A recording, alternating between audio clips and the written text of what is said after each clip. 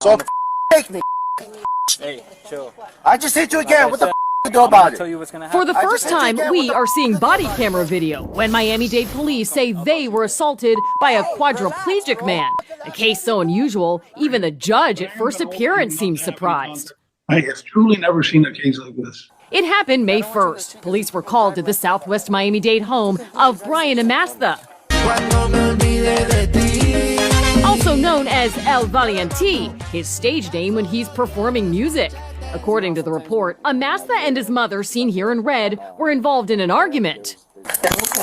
But when mom is put in handcuffs, this happens. Nah, bro, don't fucking do that. Brian, Nah, hey, man. stop hitting me with the No, chair, man, Brian. stop doing That's a that. battery on You Oreo. just said. When we interviewed Amastha back then, he told us this. They claimed that I hit them with my wheelchair. Did you? I absolutely did not. The report stated that you spit at an officer. Right. So I suffer from acid reflux, so I normally spit.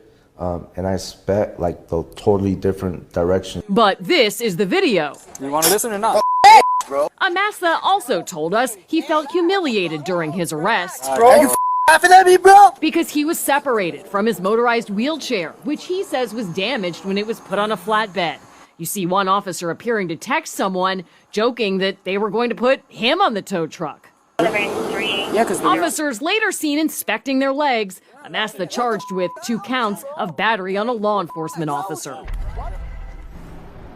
And we are told that corrections did not have a transport van to transport Amastha with his wheelchair, and that's why officers on scene called fire rescue to take him and called a tow truck to take the chair.